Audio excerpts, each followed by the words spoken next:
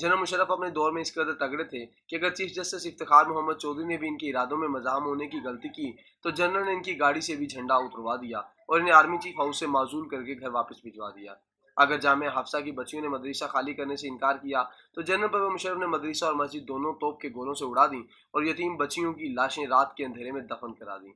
और अगर माजूल chief justice ने कराची में कदम रखा तो जनरल ने एमक्यूएम की मदद से शहर में आग भी लगवा दी और 50 लोग भी मरवा दिए। ये तकब्बुर, ये गलतियां और ये अथॉरिटी बहरहाल जनरल परवेज मुशर्रफ के जवाल की वजह बनी। बेनजीर भुट्टो अमेरिका की मदद से वापस आई, पीपल्स पार्टी की हुकूमत बनी और जनरल परवेज मुशर्रफ जलावतन होने पर मजबूर हो गए। 24 मार्च 2013 ईस्वी को वापस वतन आए, लेकिन तवील ख्वारी और आर्टिकल 6 का तोक लेकर 17 मार्च 2016 को दुबई वापस चले गए। जनरल राहिल शरीफ ने इन्हें बाहर भिजवाने में अहम किरदार अदा किया था। जनरल परवेज मुशर्रफ सियासत से हटकर एक शानदार इंसान थे। वर्जिश, स्पोर्ट्स, तैराकी और बुर्ज के शदाई थे। ये 2018 ईस्वी तक खेलते और दौड़ते भागते थे।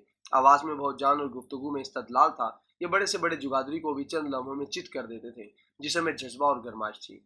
हाथ की गिरफ्त तगड़ी और याददाश्त लाजवाब थी। शुगल मैं के आदि थे। रोज दोस्तों की महफिल लगाते थे और इन्हें जिंदगी के लातादाद वाकयात सुनाकर हैरान कर देते थे। अंग्रेजी और उर्दू दोनों लाजवाब बोलते थे।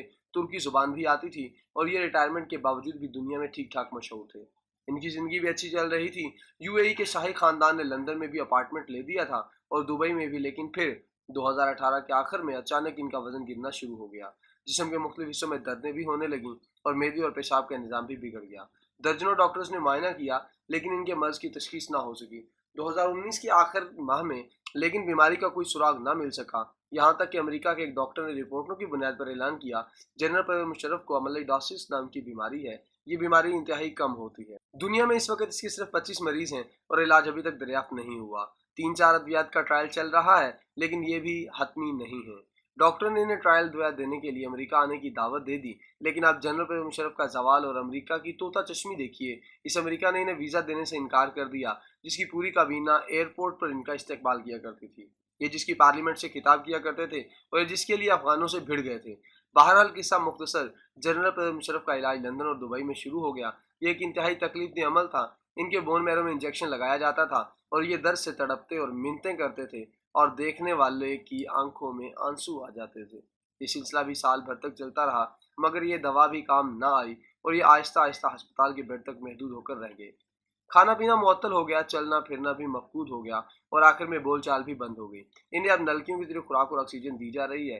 ये पाकिस्तान वापस आना चाहते हैं, हुकूमत भी इन्हें लाना चाहती है, मगर ये सफ़र के काबिल नहीं है और इन्हें जो भी इस हालत में देखता है वो अपनी आंखें खुश्क करने लगता है और जनरल मुशर्रफ के अरूज का ज़माना उसकी नज़रों के सामने आ जाता है।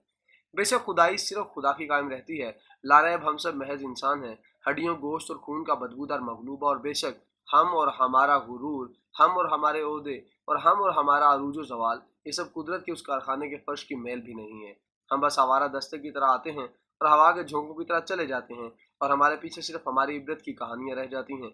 और वो भी कितनी देर, 2, 4, 5, 10 साल, और इसके बाद तवील अंधेरा और ना खत्म होने वाला सकूत होता है। या मेरे परवरदिगार हमें माफ़ कर दे। हम असर के बेटे हैं।